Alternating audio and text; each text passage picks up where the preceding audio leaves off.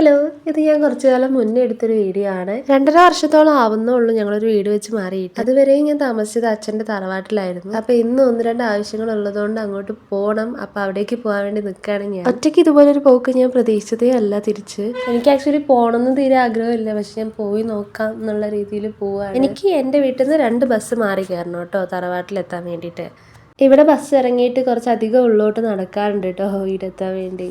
എൻ്റെ കുട്ടിക്കാലം കൂടുതൽ ഇവിടെ ആയതുകൊണ്ട് തന്നെ അത് സംബന്ധിച്ച് കുറേ നല്ലതും അല്ലാത്തതുമായിട്ടുള്ള ഓർമ്മകളൊക്കെ ഇതിനെ ചുറ്റിപ്പറ്റിയുണ്ട് കേട്ടോ. കുറച്ച് നാളായിട്ട് തറവാട്ടിൽ ആരും ഉണ്ടായിരുന്നില്ല കേട്ടോ, അതാണ് ചുറ്റുവഴികളൊക്കെ കണ്ടുപിടിച്ചിരിക്കുന്നത്. അങ്ങനെ ഞാൻ ഫൈനലി ഇവിടെ എത്തി. അച്ഛമ്മ ഉണ്ടാവാറുണ്ട് ഇപ്പോൾ വീട്ടിൽ. ഇതെൻ്റെ ഓർമ്മ വെച്ചപ്പോഴേ ഉള്ളൊരു ക്ലോക്കാണ് കേട്ടോ. പിന്നെ ഇതൊരു ഓഫീസ് റൂം. ചെറിയൊരു വീടാണെങ്കിലും ഒരു 4 റൂംസ് ഉണ്ട് കേട്ടോ അതിനകത്ത്. ഇതെൻ്റെ ഒരു മെയിൻ കണ്ണാടിയായിരുന്നു. ഇവിടെ നിന്നായിരുന്നു ഞാൻ ഒരുങ്ങാറ്.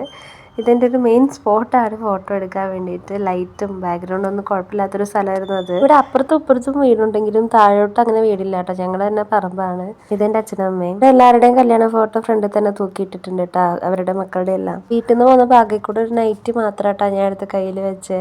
അപ്പം അതും എടുത്തിട്ട് മാറ്റി ഞാൻ പോയി കിടന്നുറങ്ങിയേട്ടാ. പിറ്റേന്ന് രാവിലെ എണീറ്റിട്ട് ഇളയച്ചൻ്റെ വീട്ടിലൊന്ന് കയറാറുണ്ടായിരുന്നു. അതേ കോലത്തിൽ ഞാൻ പോയത്, കാരണം ഞാൻ വേറെ ഒന്നും എടുത്തിട്ടില്ല. ഞങ്ങൾക്ക് അവിടെ കുറച്ച് സ്ഥലമൊക്കെ ഉണ്ട്, അപ്പോൾ അതൊക്കെ ഒന്ന് നോക്കാൻ വേണ്ടി ഇറങ്ങിയാണ് ഞാൻ. അച്ഛൻ്റെ എല്ലാ സിബ്ലിങ്സും ഉണ്ടായിരുന്നു കേട്ടോ അവിടെ. അങ്ങനെ ഉച്ചഭക്ഷണം എല്ലാവരുടെയും കൂടെ കഴിച്ച് ഞങ്ങളൊരു വൈകുന്നേരം ആയപ്പോൾ ഇറങ്ങി കേട്ടോ അവിടുന്ന്. തിരിച്ചു പോകാൻ വേണ്ടി ഏട്ടൻ ഉണ്ടായിരുന്നു. പോകുന്ന വഴിക്ക് ഒരു നെൽവയലിൽ തീ പിടിച്ചിട്ടുണ്ടായിരുന്നു കേട്ടോ. ഫയർഫോഴ്സൊക്കെ വന്നിട്ടുണ്ടായിരുന്നു. വേറെ പ്രശ്നമൊന്നും ഉണ്ടായില്ല. ആകെ കൂടെ ഒരു കോലമായിട്ടുണ്ട് ഞാൻ വീട്ടിലെത്തിയപ്പോൾ. ഇനി ഒന്ന് ഫ്രഷായിട്ട് സുഖമായിട്ട് കിടന്നൊന്ന് ഉറങ്ങണം. അപ്പോൾ അത്രേ ഉള്ളൂ. Bye bye.